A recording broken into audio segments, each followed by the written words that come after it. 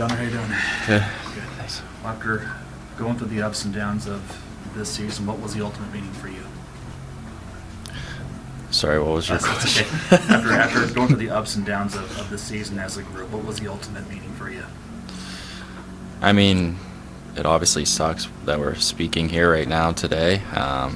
Nothing against you guys, but this is not the time when you want to be doing these exit interviews and final closure media things and things like that. So I thought that there was a lot of great moments in the season, but there was too many bad ones that we couldn't make up for. So I think we're just leaving with a lot of disappointment, and not that it was a waste of a season, but I think there's just a lot of moments that we can kind of look back on and learn from, and hopefully forget about them really quickly, but also learn where we went wrong. And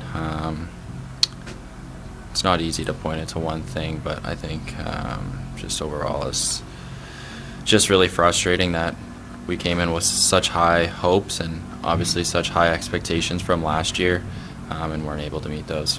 What was the toughest part with missing the chunk of games that you did miss over the last couple of months?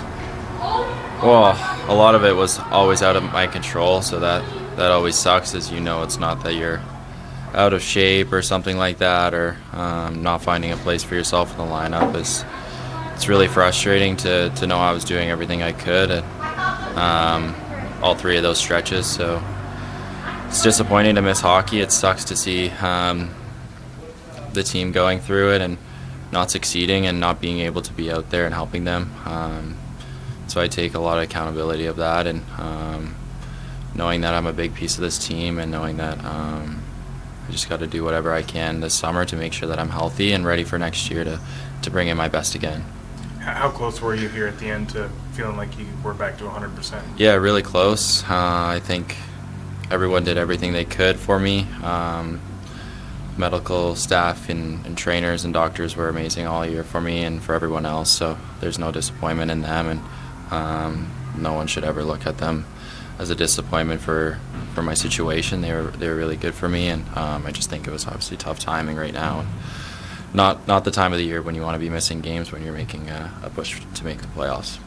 Is there anything you can say about kind of what happened to you there in terms of what the injury was? I mean, you can probably look at the videos and make your own assumptions, so I'm not really going to get into it too deeply, but yeah, just something that wasn't really an injury that I wanted to mess with, not something that you could really play through and jeopardize myself or even the team's performance. I never want to go into a game not feeling 100%. It's not fair to me. It's not fair to my teammates and my coaches. So that was the ultimate decision on that.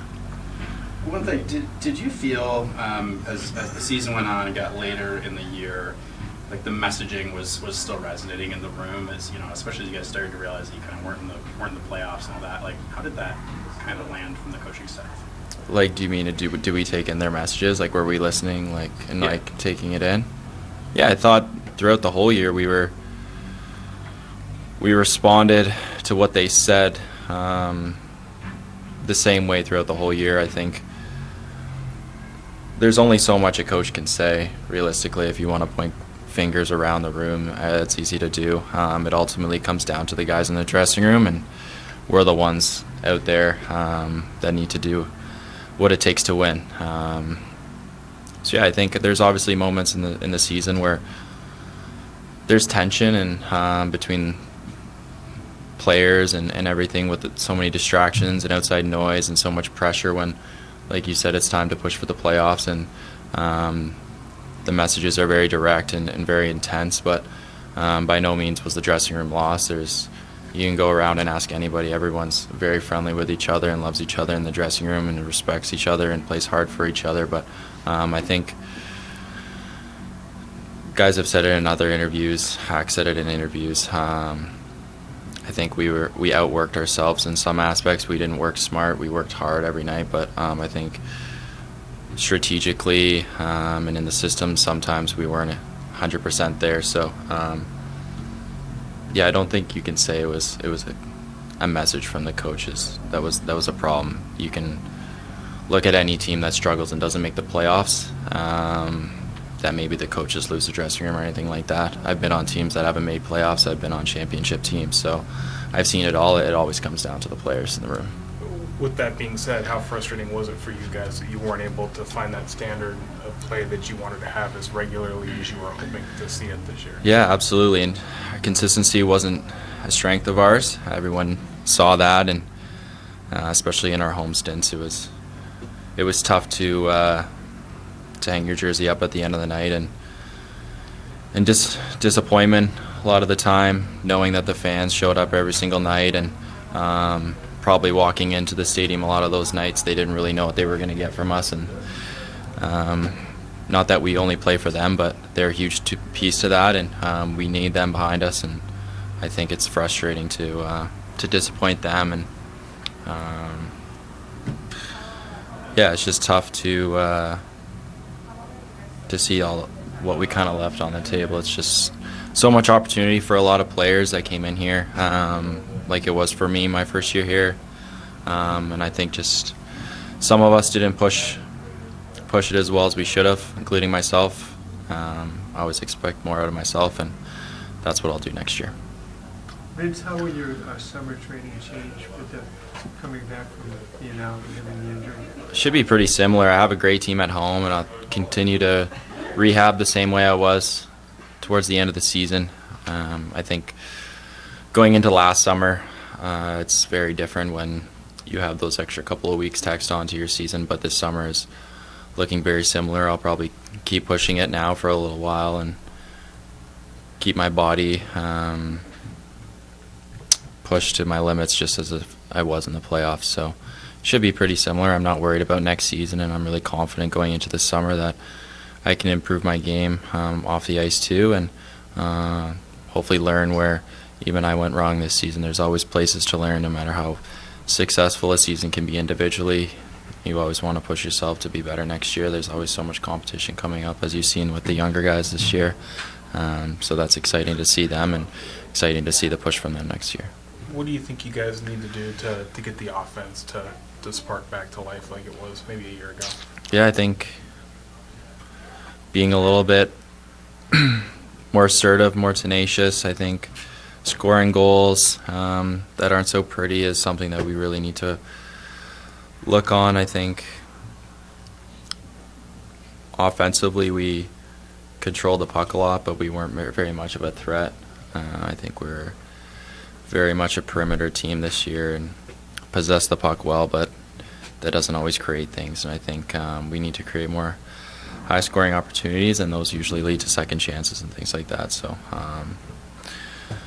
that's a whole kind of other aspect to look into right now. I think everyone's kind of trying to take a deep breath right now, and I think there will be obviously a few changes next year with the roster and guys' contracts expiring, so that's always interesting to see who we'll bring in and who will unfortunately be gone next year. Like I said in the previous question there was no tension in the locker room, so it always sucks to see the changes in the locker room after a season, and usually after a season that doesn't go too well, there is a few changes, so that always sucks, but that's part of the business.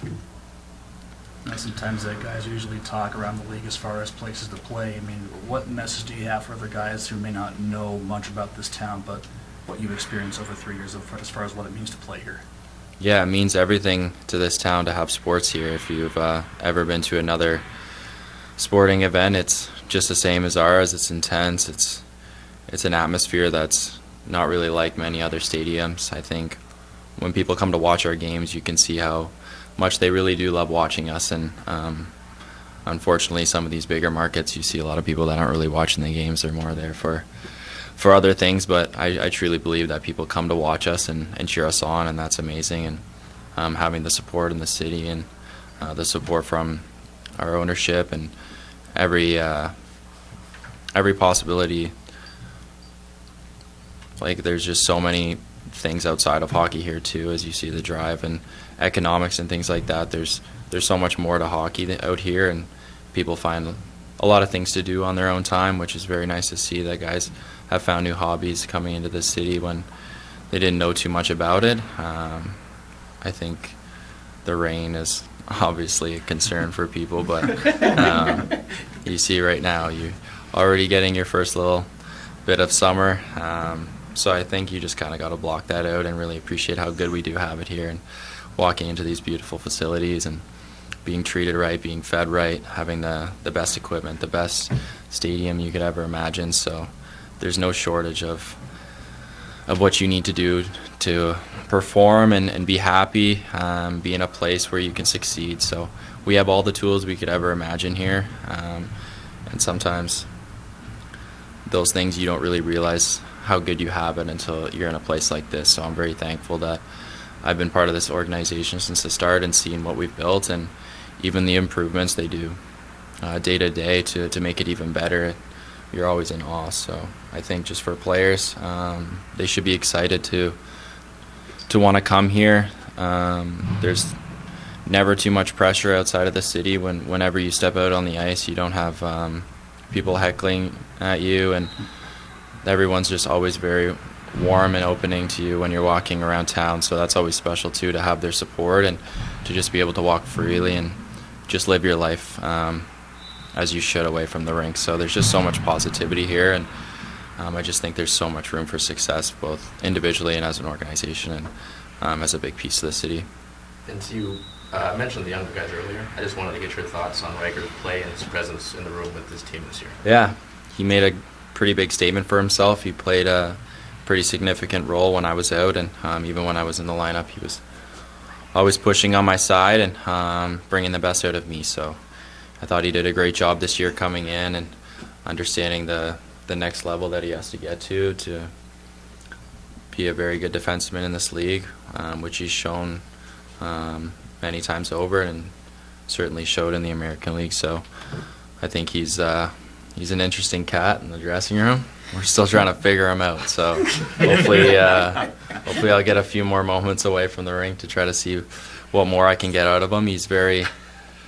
Seems pretty introverted. He's super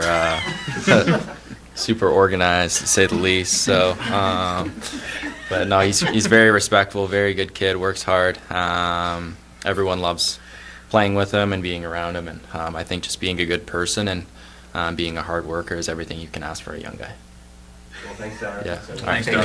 Appreciate it. Have a good summer.